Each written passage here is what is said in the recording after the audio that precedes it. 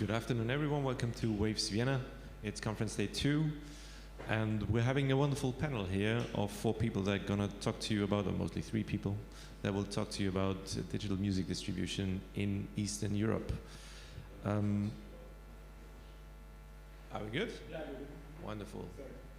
We're a little late with the stream, sorry for that. So let's start pretty much right away. We're going to have 2 presentations first, and then we talk a little about the situation in Eastern Europe. And maybe we do a quick intro of all of you personally, and after you. Okay, thank you. Hello, everyone. My name is Ilona Dmukhovska. I'm the co-founder of Music Expert Ukraine, which is an independent initiative which helps Ukrainian artists to build another music head. And at the moment, I have a pleasure to work with the extensive portfolio of Ukrainian music labels at Believe. And today I will show you some statistics and hopefully useful cases how you can work in digital realm as well.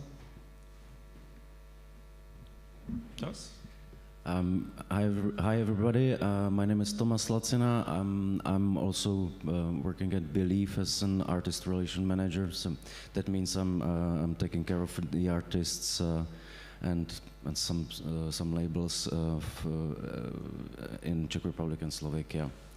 Yeah, that's pretty much it. And I'll be talking about the editorial presence of digital service providers such as Spotify and Apple, and some of the tools or marketing tools they are using to promote artists, and I will finish with some case studies, some success stories for like international editorial support from Czech Republic and Slovakia. Hello, my name is Agnes Cimushkareke. I think you didn't know how to pronounce my last name. That's why we are introducing ourselves. Challenge accepted. And I work for Music Export Latvia. This year it will be already 10 years. And I do a lot of work for domestic market and a lot of international activities. And I usually ask a lot of questions. All right, thanks for the quick intro. And well, I'm gonna practice, all right? But first we'll see some slides and hear some words from Malona. Yes. Let's just go. Thank you so much. So basically, to give you the overview who and why Believe is important in this talk, because basically the company works with more than 1 million artists worldwide in 50 different countries, and we have even more already, 1,500 employees, including a very good presence in Eastern Europe. And I would say that Believe is one and only international company who has local teams in most of our countries. Basically, we have 3 people in Ukraine, in Poland, in Hungary, in Czech Republic, and also a small teaser. If you have anybody in mind from Baltics, this is the open position at the moment, and you also might be like part of that team if you are expert in Baltic countries.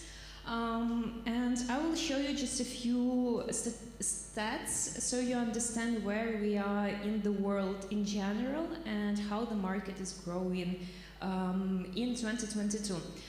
This is the open statistics taken from the interview of Believe CEO to Music Business Worldwide.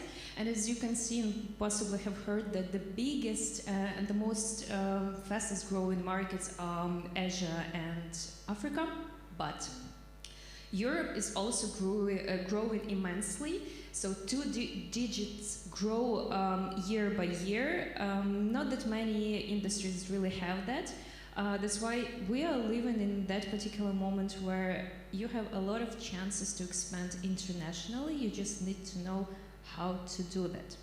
And this is the statistics of DSPs, digital service providers, who are like sending their stats, who their audience, and basically how our region is growing. And as you see, Czechia, Slovakia, Baltics are pretty actively growing. So if you compare to the previous year, plus 26-28%, and if we like look at 2020, it's like plus 70%. The growth is really, really big. Ukraine is growing not that fast this year, which is obviously plus 27%, but compared to 2020, more than 100% growth. And this is also because of the fact that only in 2020 we've got, like officially we've got Spotify, who was introduced to our market, and that was part of the growth. As you see, Austria and Germany are not that fast growing because it's already so-called mature markets.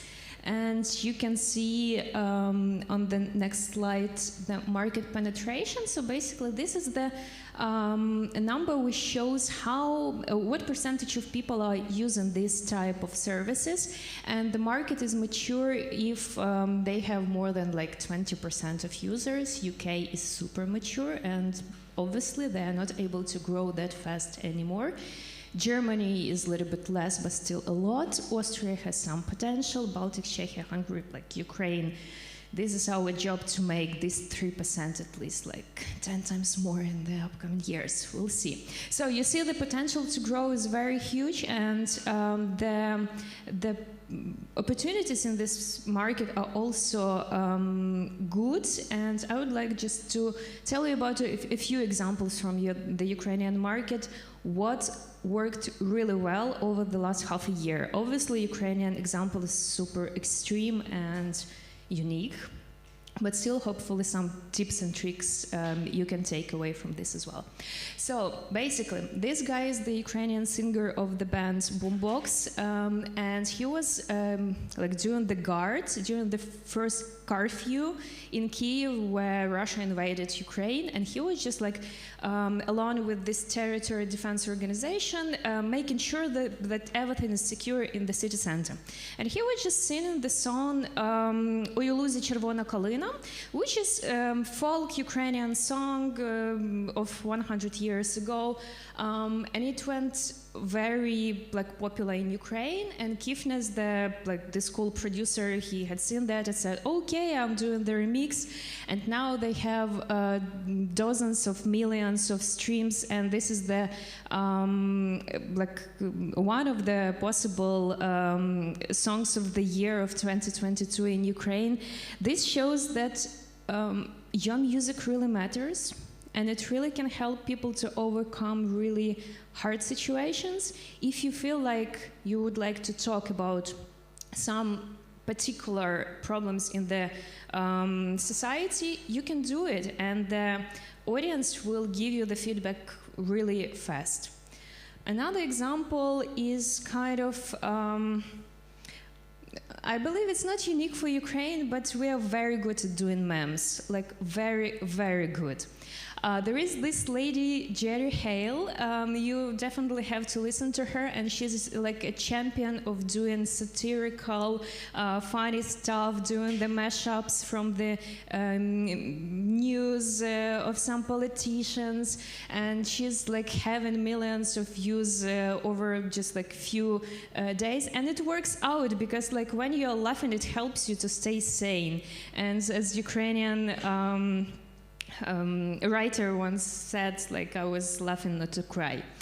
Yes, but also there is this interesting band Okean Elzy in Ukraine. This is pretty domestic name. Possibly you don't even know them, but they're huge in Ukraine.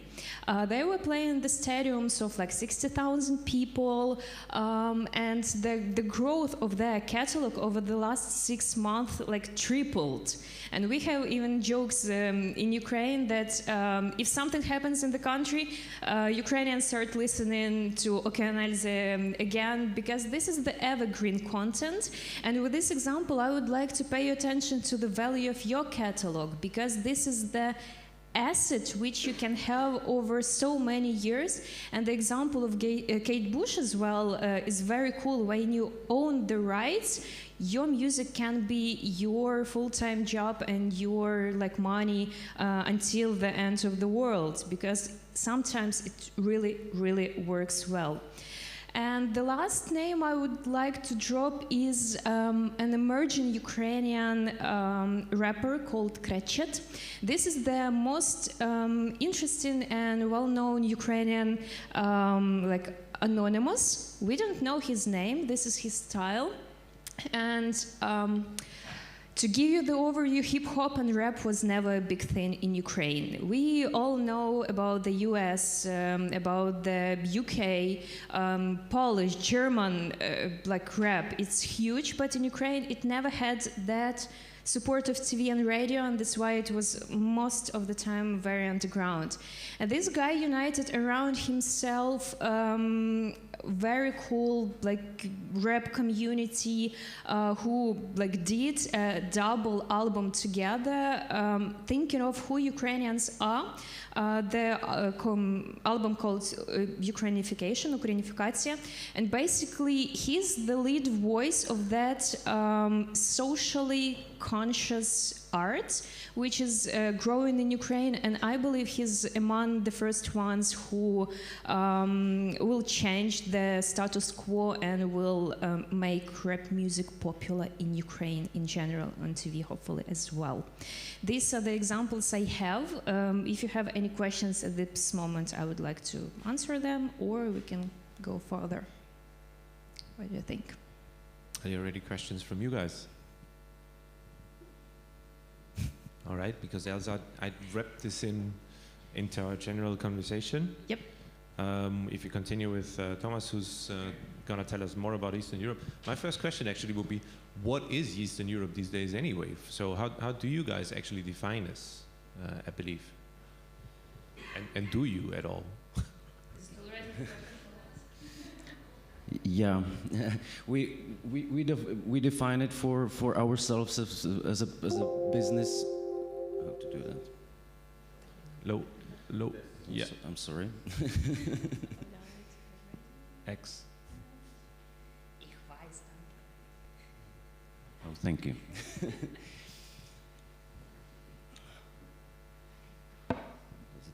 Yeah, how do we define Eastern Europe? Basically, we have a business unit that contains Israel as well, which is a bit odd. But yeah, it's Czech Republic, Slovakia, Poland, Hungary, the Balkans, Baltics, and Ukraine now, yeah. So anything down to Greece, including Bulgaria, Romania, and Israel? Israel, actually, I have no idea why Israel is in our business unit, but yeah, Romania and Bulgaria as well. Yeah, okay. I'm sorry. Okay.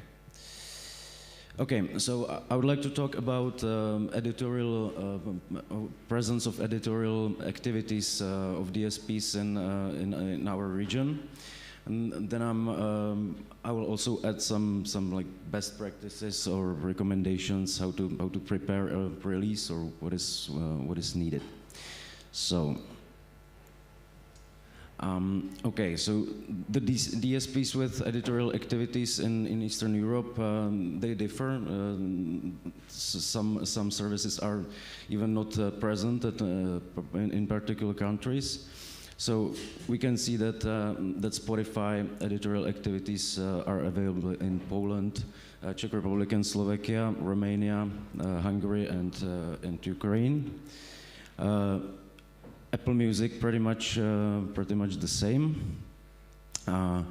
YouTube Music editorial activities are currently available only in Ukraine, and Tidal in Poland and Balkans. Yeah, we know that the Tidal is the most used service in Poland, which is also interesting. Yeah, so those are the pitching tools that we at Believe use to promote our artists to editors of DSPs. So we do monthly calls where we talk about our long lead priority releases. with Apple Music and Spotify. Also, the newsletters are one of the instruments, and weekly track pitch files where we select all of our priority releases and communicate with the editors on a weekly basis. And there are some additional tools, such as dedicated emails about long lead priorities. And what's important, it's on the artist side. So mainly Spotify for artists. So we do pitch the releases ourselves, but what Spotify always requires is that an artist or label pitch use their platform, Spotify for artists, for pitching as well. So they have it in their database, and they're very they like it basically when they want artists to use the platform as much as possible. Okay, so now some forms of support the artists may get from Spotify. So first, it's playlist placements, of course, the most important thing for most of the artists in terms of streams and as well and revenue as well, of course. Then playlist covers, a very nice marketing tool. Social media. So social media profiles are not available in all the countries. Like, I mean, the Spotify official Instagram channel. So currently, this is valid only for Poland and Czech Republic and Slovakia. So there, the form of support is basically posts, stories about the new releases, and some special formats. Mostly with bigger or important releases of important artists. There could be takeovers, Q&A sessions, and so on. Then home banner. This is a marketing tool currently available only in Poland. That's targeted banner in the home screen of the mobile app. Then a pop-up notification called Marquee, as well only in Poland. And what we call PHTPO, Premium Homepage Takeover. That is the big banner over the whole Spotify, the upper part, and the desktop app.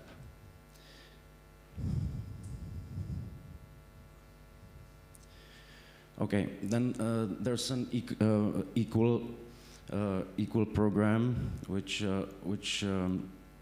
supports women artists. So this is available in Poland and Czech Republic and Slovakia. It's a very good marketing tool, because the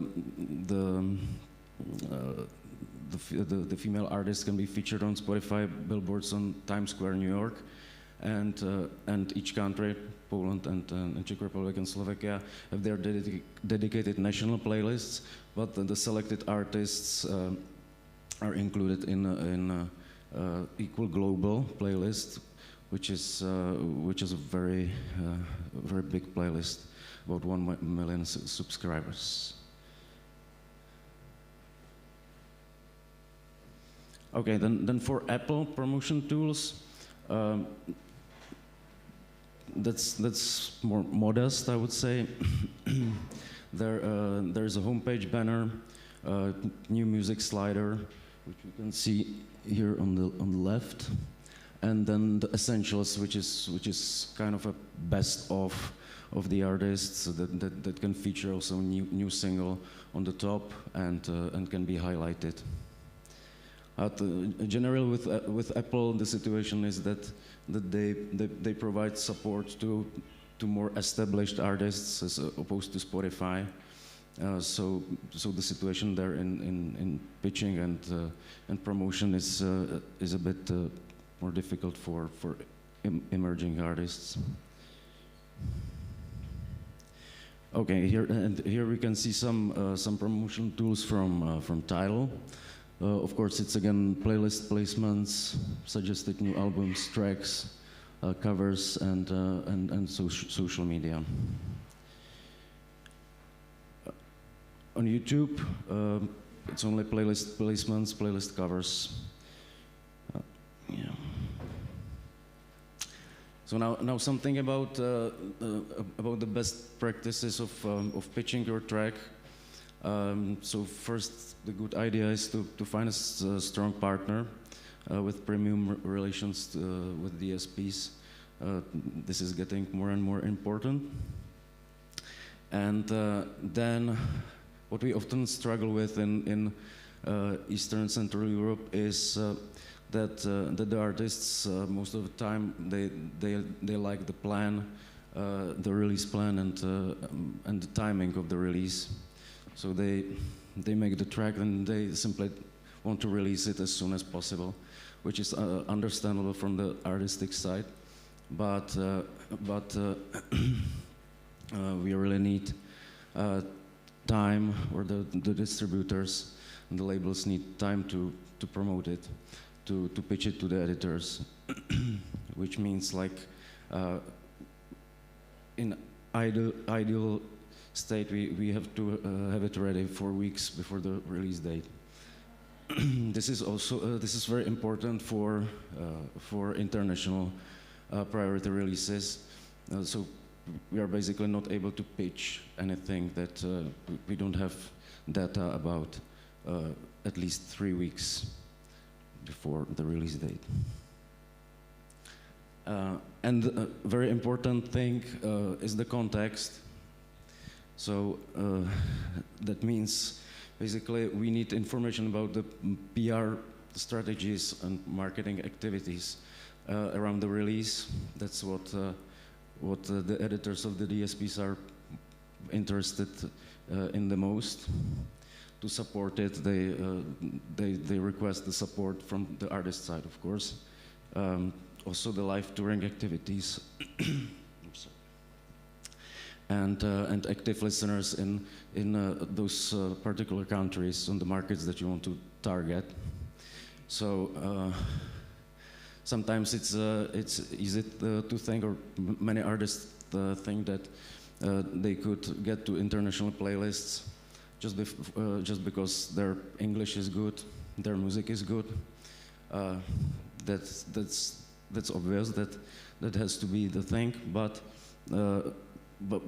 it isn't simply enough. Yeah, you have to have focus on the market and have those activities.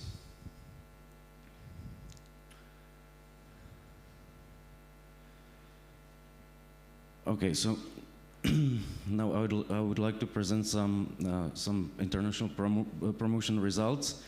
That would be mostly from Czech Republic and Slovakia, but I would start with our big star at Believe, which is a Romanian artist, Inna. It's like a dance pop artist, I would say.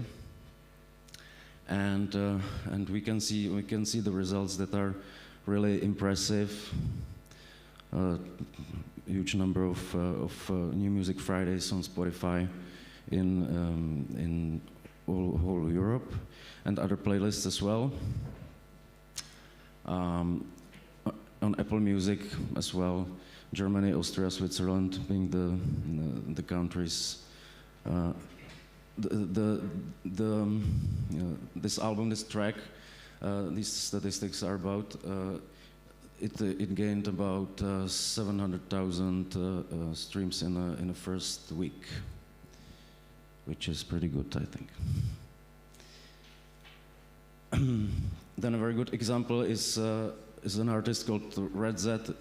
It's a rap artist, like he's mixing rap with rock music a lot, and he's got over 1 million to 200,000 monthly listeners on Spotify, and what is specific is that he has many Russian supporters.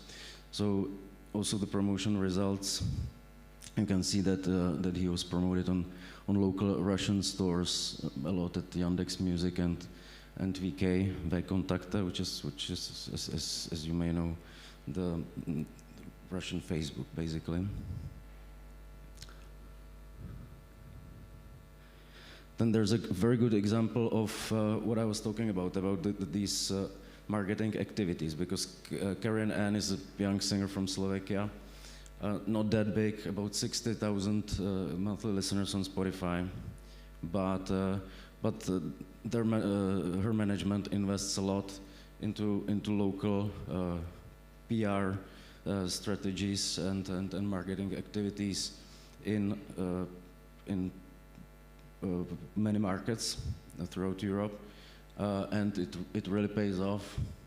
So we can see that New Music Friday Global, Italy, Netherlands, Poland, Denmark, Turkey, and it really was based on PR campaigns that they held in those countries. So there are some more playlists for her, some global playlists. So we can see the number of followers here. Those are pretty big ones.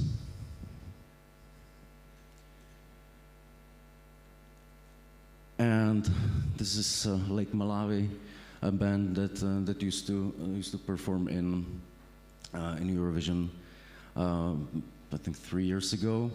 But also they're very active in international touring and in international promotion and radio marketing. So we can see that this is for their last single where they got promoted in whole region of Central Eastern Europe, basically Poland, Czech Republic, Romania, Hungary. Yeah, so that's pretty much it. So about the questions, maybe we will do it at the end. Or if you have any question now. If you have specific questions right now, all right. I have a question. I'll stand up also. My question is, how does Believe, like in different territories, like communicate internally? Like I'm from Canada, for example, and I actually distribute my music through Believe. So there's an office in Toronto. But how would do you guys communicate with other countries, like in Germany or in Germany or in Canada, or do you just kind of do you communicate internally with those other Believe offices? Yes, we do. Mostly it's all around this editorial and marketing partnership departments that are dealing with playlists and so on. So we are in touch globally. If there is an artist we need to promote, for example in Germany, so we are in close connection with the German team. That would be similar with USA, Canada. If we had an artist that would fit, that would aim on that market, and so yeah, that's the main communication, and of course it's a global company. We communicate on a day-to-day basis, basically, but generally. You actually already took away one of my questions, more or less, but let's just basically start the panel now. If you would join us once again. Yeah. Some thoughts and pretext from myself, maybe. So some 30 years ago or so, the term of globalization became a thing and was coined, and at the same time it was the act local, go global thing. And I feel that the whole digitalization and the uprising of the DSPs particularly contributed a lot to the fact that we now pretty much live in a very globalized world, especially in our industry, in the music industry, while at the same time it opens up, in theory at least, many opportunities for local communities also. So just recently there was a study that for the first time ever, Spanish music, Spanish language music, has overtaken English language music on the DSPs globally. It's becoming ever more important, thanks to the fact that a lot of people in the world speak Spanish, and markets that used to be way behind the classic industry markets like the UK, US, Germany, maybe Japan, are quickly catching up. So this has got nothing to do with Eastern Europe in the first place, but as we've seen in Alona's statistics in the beginning, they are quickly catching up already.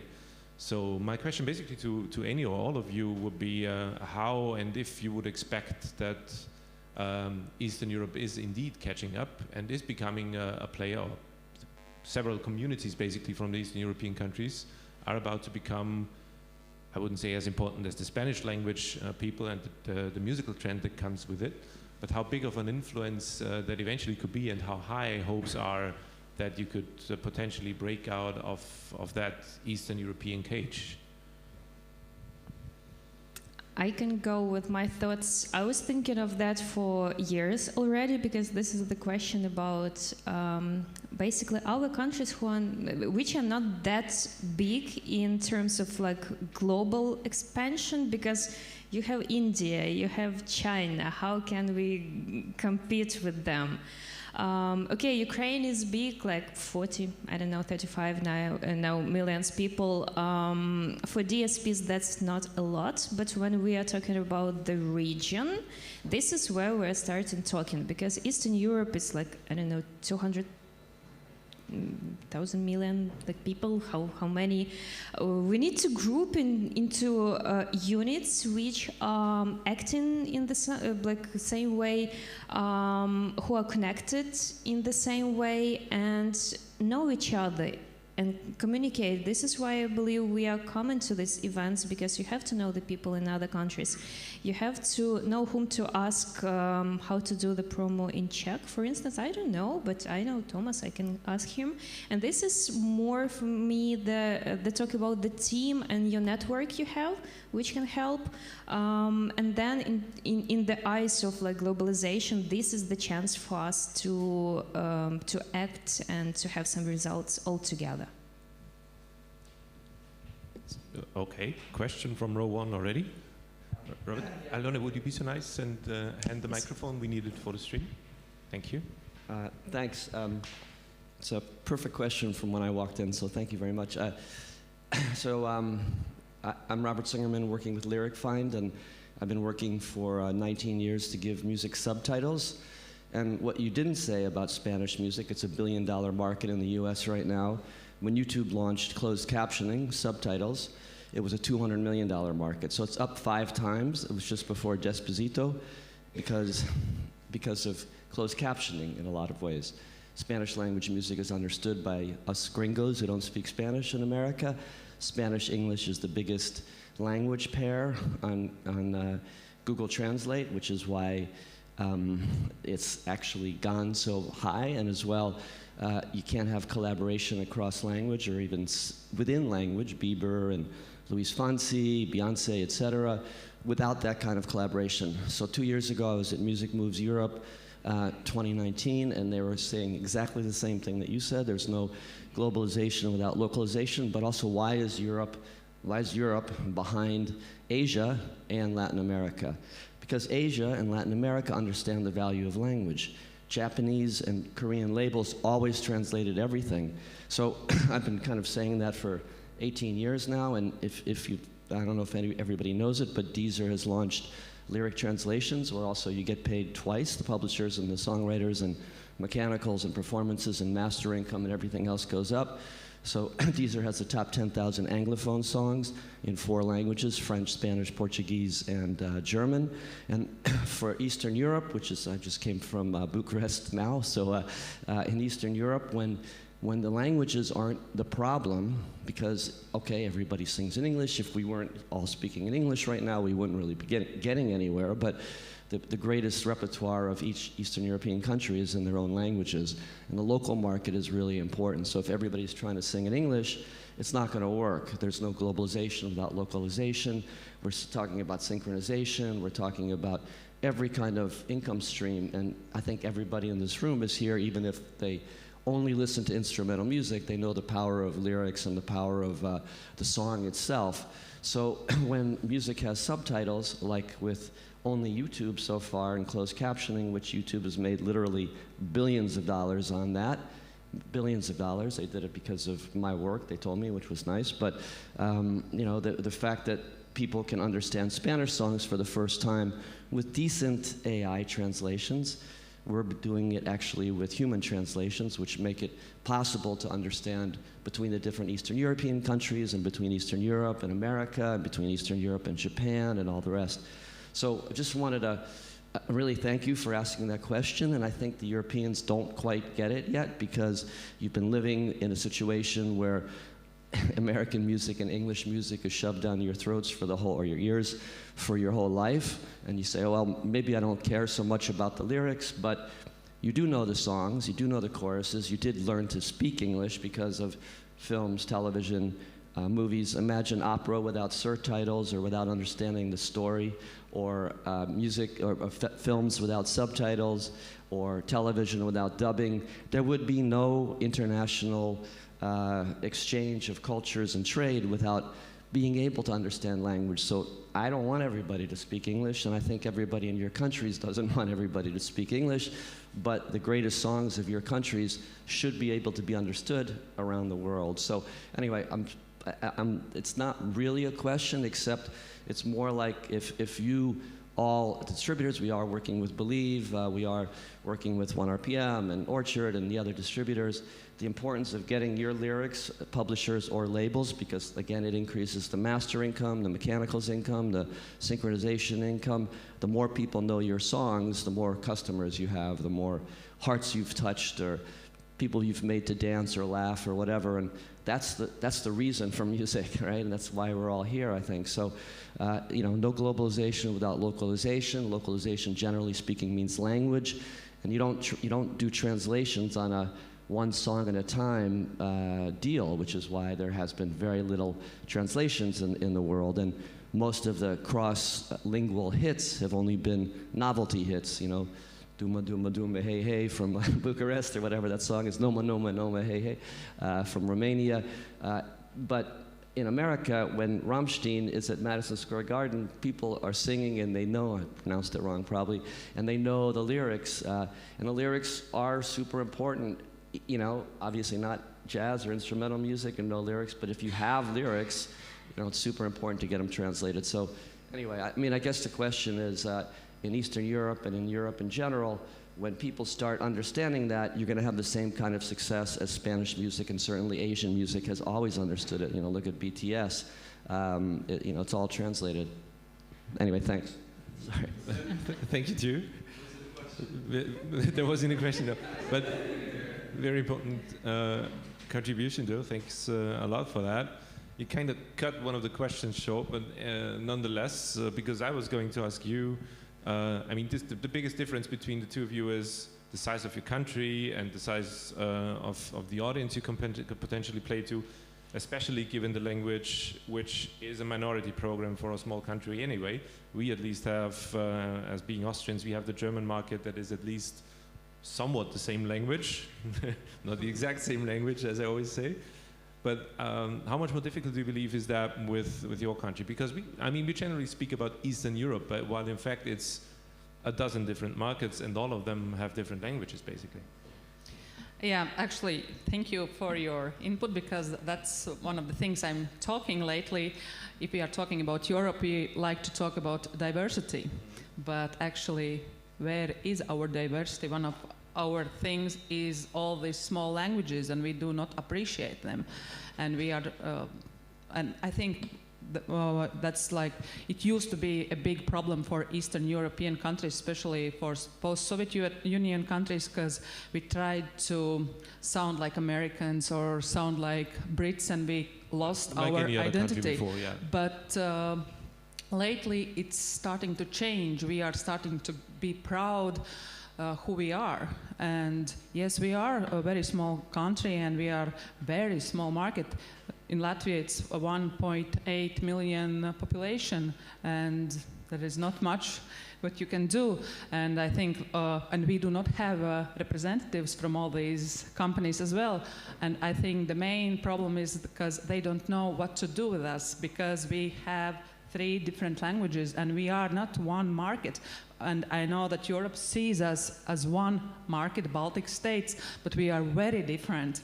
And the interesting thing is, with young artists, that of course there is a lot of music in English, but still, if you want to succeed, of course, in your local market, you should have songs in your native language, in Latvian, for example. And now we started to send these songs to our neighboring countries, for example, to Sweden. And one of the girls, she's singing in Latvian, and that's the most popular song for the month. I think it was in July, and it was in Latvian. So, and they couldn't explain why people like the song, and people were calling to the radio station and asking like, "Hey, could you put this girl from Latvia again?" Blah blah blah. So. I think you always have these curious cases. I mean, there's been so Germany, Austria as a reference again. There's been a trend in the 80s and also recently in the past decade pretty much, where Viennese, that's really hardly understood in especially the northern part of Germany, has become sort of, with a humorous touch, somewhat a favorite even in the northern part of Germany, even though they really have trouble understanding it. But you know, it's a character. It's very Viennese. Everyone can tell. Okay, that guy's from Vienna. That girl's from Vienna. And it's crystal clear, and for that, this is what they like, even though it's the same but different language. And since I spent time in the Baltics recently, quite a long time, I realized how very focused you are on your own. I was in Estonia, but you're playing around a lot with your local traditions a lot, and with the local language. There's a long tradition in singing in all these countries. In choirs and all that, so there's a really rich tradition in culture in general. Still, it's a small market. Believe, or the DSPs in particular, they work very well after numbers. Like even if even the Ukraine says, if you say we're a small market with like yeah, with 35 million people. But how can you actually tackle this from the distributor side, and how do DSPs behave on the opposite side? When something like a whole nation is behind something, then still it's just a small thing for a DSP. How can you actually tackle this from your side? There are translations. Because everybody in the world understands Latin. Well, yeah, I mean, but particularly in Thomas's job, so without the translations given right now. Can you actually push things at the DSPs? I know that for instance, we have trouble, Austrians in general, convincing the German. We don't have offices here in Vienna of the big ones, so we have to speak to the German ones, and we have trouble to actually convince them to feature the Austrian musicians on the new Music Fridays. Like, you probably know that problem very well. So how can you actually push them a little to do more for this? Recognize this as a trend. Yeah, you have to push them all the time, but this is also there's been change in there are changes in structure of DSPs. As for example, for Spotify, we had our own Czech editor, you know, based in Berlin, but it was native Czech. Now the DSPs are more into like bigger amounts of countries under one editor who should be expert for 18 countries. So that's almost impossible. But yeah, our strategy is basically to talk to the editorial teams all the time. That's the only thing you can do, and we do it very very intensely. But there's no special way how to fight this, unfortunately. So it's, I mean, for the DSPs, I guess it's still the numbers, and then we lose out because we only provide smaller numbers. Is that it, or do you have a different story? I would say yes. Numbers are very important, but also the thing that we have to communicate, because this is still a very human business. When the war started, all the DSPs in Ukraine were like so kind of like frozen, because before that we had the editorial team taking care of the Ukrainian market from Russia. Obviously, it's not possible anymore. That's why since March until June, July, we didn't have any playlists and we didn't have any like promo opportunities. Everything was frozen. Like the viral playlists were like just like explosion, but like we didn't really have any support from the DSPs in terms of promo, because it was the question for them also how to restructure the teams and how to deal in this situation. Luckily for us, we've managed, like Believe was talking to them a lot. The Ministry of Digital Transformation of Ukraine was talking to them a lot, that our market is important and we have to have some kind of support. And step by step, it wasn't that fast, but the situation improved. For instance, YouTube is huge in Ukraine. This is #1 DSP, which is not that common in Europe, but we love YouTube music. And they have the devoted editor for Ukrainian market only. Spotify started working with the playlisting and covers since August. Apple Music, unfortunately, not. As far as we know, the German editor is taking care of Ukrainian like presence as well, but not that many opportunities for us yet. But we're keeping pushing because we have a lot of instruments how to present our music. For instance, just this Wednesday I was doing the presentation for the Polish team at Spotify, who are taking care of Czech, Ukrainian and Polish markets. They don't really know us, and we need to tell them who are the artists, what are the trends. They are pretty open, to tell the truth. Obviously, it's not easy for all of you to go to the Spotify and say, hey, listen to my music. But you need to find those stakeholders who have this like close connections, or possibly come to Waves Vienna and talk to the editors if you see them in the delegates database. Just tell about your music, prepare your pitches as in advance as much as possible, because these guys are getting thousands of releases every week. If you are not doing a good job presenting and marketing your music, chances are it would be lost are pretty high. Okay, so again, you kind of already cut short one of my potential next questions. But it doesn't work for small countries. I was going to say they are still the bottleneck. I will not name the company. How do you overcome the bottleneck it's very if you don't have a local office in one of the smaller countries, which is the case for most of the countries in your region? I reached out, and the first question is like, how big is your market? What's the population? And when I say 1.8, oh, thank you. Goodbye. We are not interested. Yeah, and that's how it works. And that's not like all of the problem, but also there are algorithms. And they consider if the artist is from Latvia, and if on his or her description about the artist, he or her mentions that the artist from Latvia, band from Latvia, that's it. They consider that music will be in Latvian, and the doors to playlists are closed. The algorithm is slightly more complicated. It's what I would call the preaching to the choir argument. So, of course, the more people in a certain, call it bubble, listen to music. No, it doesn't work like that. And like if I listen to for example, I listen to Latvian band, the next artist, for example, Spotify offers me to listen is another Latvian artist, not similar like in Estonia or in Poland. Yeah, that's what I'm saying. Yeah, and also like there is these continental playlists, algorithm. Yeah, so numbers, basically. So I don't think that for the Spotifys and Apples of this world, it has any real value to have, say, a cultural contribution to the world and to the markets.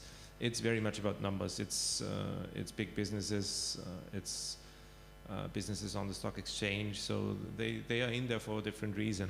So in the old days, TV, radio, etc., we kind of countered that with something like public broadcasters, at least here in Europe. Where's a way out in the digital world? So how can we actually improve the situation for, say, smaller communities, smaller cultures, even musically? So, off the beaten path types of music, Finnish tango, polka, I don't know. So all that can be interesting, and there's an immense amount of music out there every Friday. And I mean, we could have a very long discussion about everyone's trying to get on the playlists, but that also leads to a place where everything sounds pretty much alike in a way. And then on the other hand, you have things like, so even Eurovision, special case this year, but everyone knows about Kalush and the song and what it's all about, even though no one understood a piece of the lyrics, right? So there'd be interest in, say, folklore in the broadest possible sense. It's probably not the market that goes #1 in the charts, but the possibility, the opportunity to listen to all types of European languages and music is there. How do we get people to realize that and to recognize that? We are basically in exactly that field. We're trying to convince people from other countries to listen to music from our country. All right, it's a limited market because there's pop. All right, but... And you know, we have a very special problem in Ukraine. We use Cyrillics, and people can't even Google that.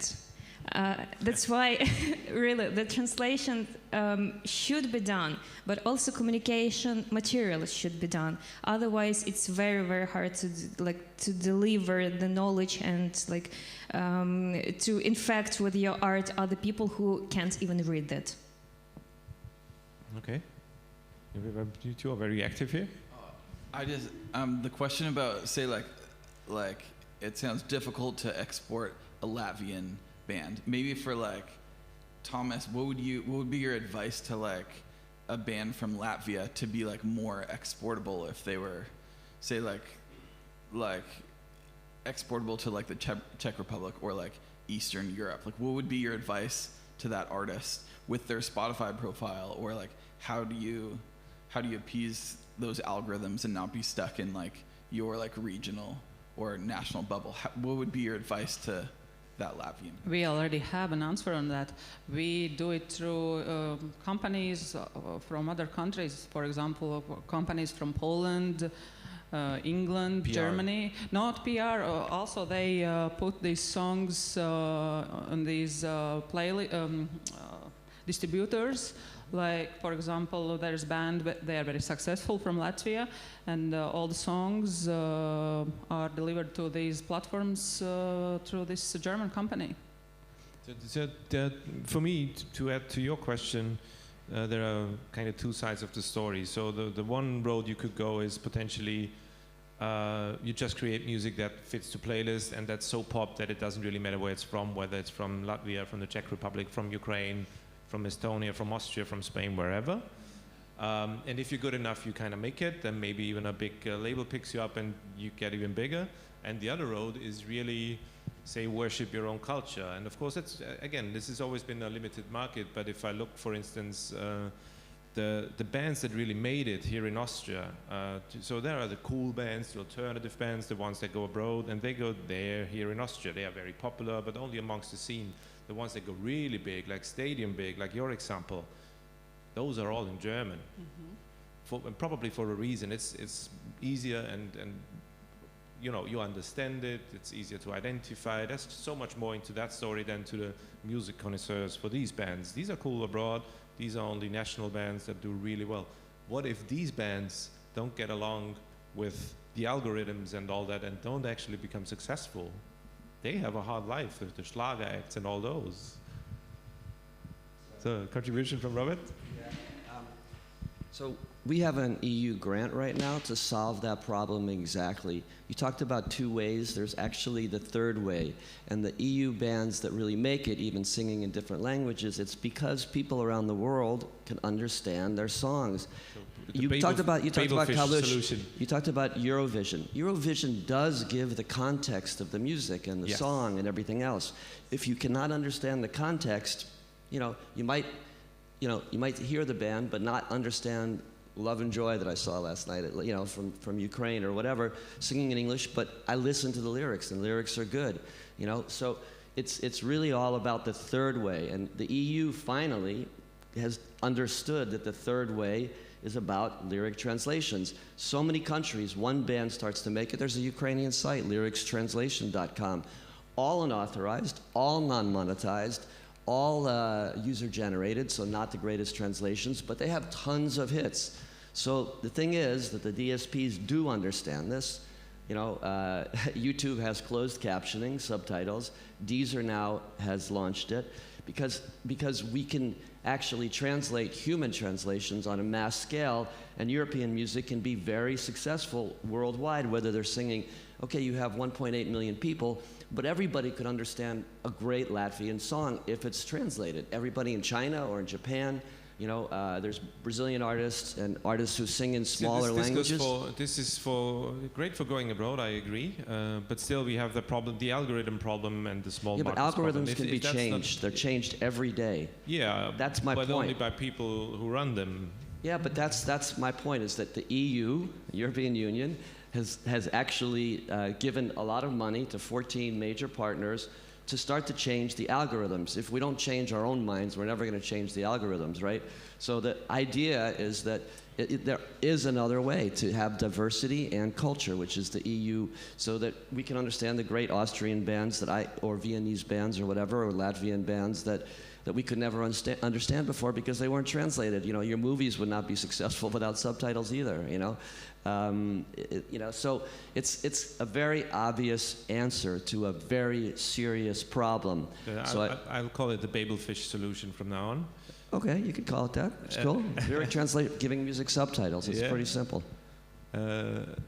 That's all right, until we reach the point. But also, like, I think Ukraine and the Ukrainian case now is a very great example of that. It's, it doesn't matter in which language you sing or speak, because now there are so many Ukrainian songs played on radio stations in Latvia, and Ukrainian bands are having concerts in Latvia, and they are sold out, and we do not understand Ukrainian language, but we feel the vibe, we share the energy, we love them, we want to support them, and I think it's all about to be more open and to appreciate our neighbors and discover them. It's the way of thinking, because like at least for 50 years we used to listen all music in English, and that's tradition, but we can change that. And for example, in Baltics, when the band is going on tour, for example, from Estonia to Latvia, of course they sing in English, but they sing some songs in Estonian as well, and Latvian audience loves it. And it's the same when Latvians go to Estonia. It's the same. We sing in English, and then we sing some songs in Latvian.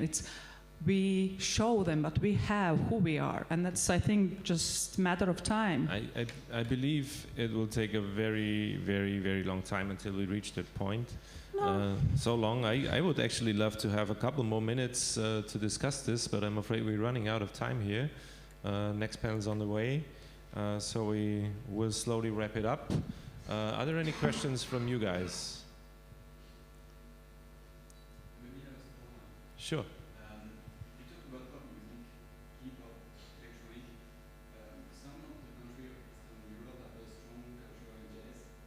Classical music, do you see in the editor profile you're talking to also emerging some kind of idea to move into those kind of instrumental music as well? I think we can see it. We can see it in our Czech case with classical music. More or less, we are taking care of one of the biggest labels in the region called Supraphon.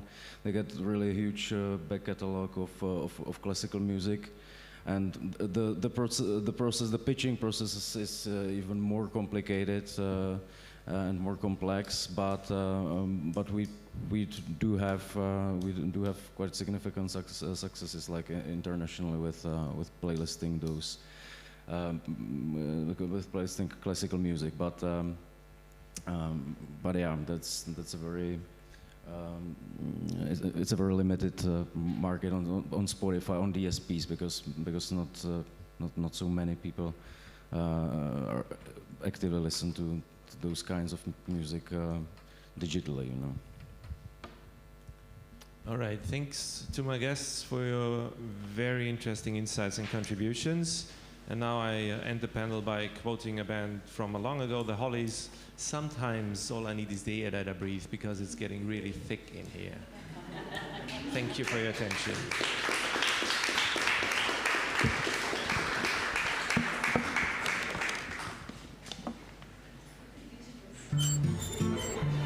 Ich bin der Schlüsselmacher.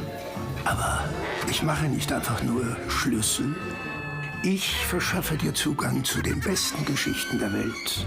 Denn meine Schlüssel bringen dich überall hin und können alles mit dir machen. Ist der hier für dich? Unlock great stories. Kanal Plus. Stream großartige europäische Serien und Filme.